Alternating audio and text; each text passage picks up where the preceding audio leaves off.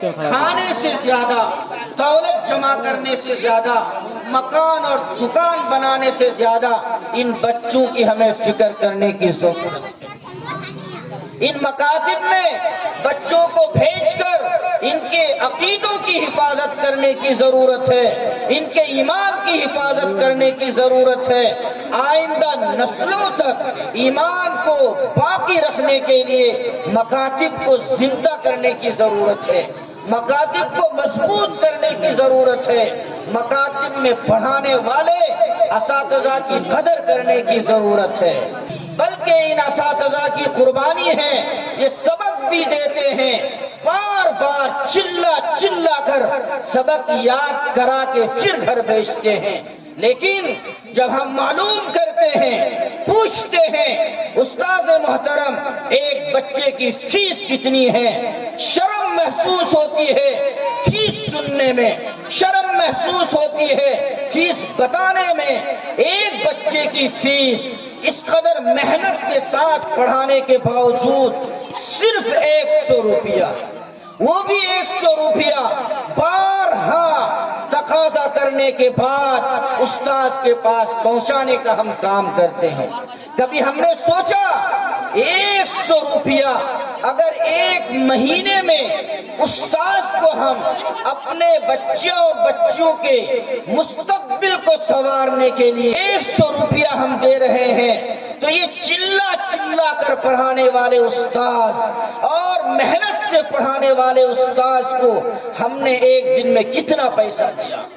اگر حساب لگائیں گے موبائل کے اندر، کیلکولیٹر کے اندر اگر ہم حساب لگائیں گے تو دیکھنے کے بعد شرم محسوس ہوگی۔ میں دن میں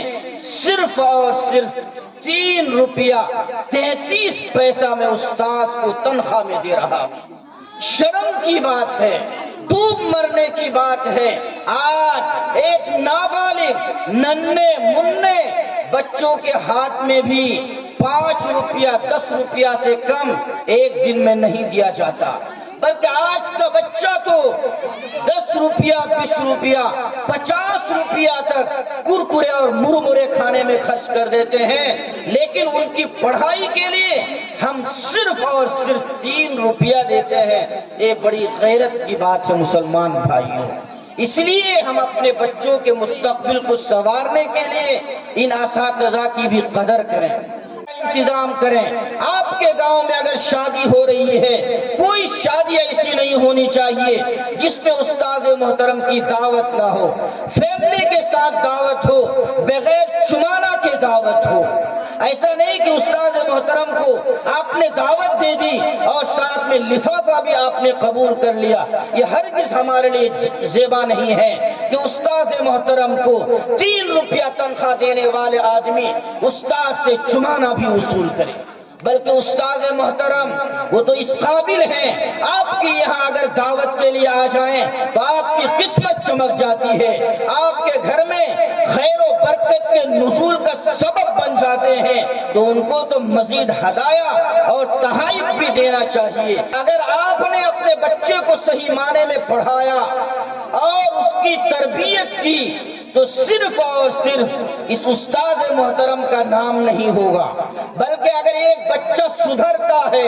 ایک بچہ نیک اور دیندار بنتا ہے، ایک بچہ انسان بنتا ہے، تو صرف اور صرف استاذ یا والدین کے نام کو نہیں چمکاتا ہے، بلکہ وہ علاقے کا نام روشن کرتا ہے، مزید ترقی کرتا ہے تو ضلع کا نام کرتا ہے، مزید ترقی کرتا ہے تو اپنے کنٹری اور دیش کا نام کرتا ہے۔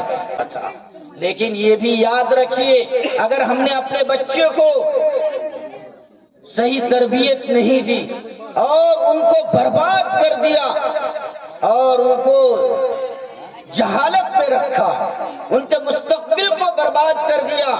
اور ان کو چور اور ڈاکو بنایا، ان کو غلط چیزیں پڑھا دیا اور غلط انسان بنا دیا، شرابی بنا دیا، نشہ خور بنا دیا، تو پھر وہ پورے علاقے کے لیے بدنامی کا ذریعہ بنے گا۔ اس لیے ہم سب فکر کریں گے انشاءاللہ کہ اپنے بچوں کو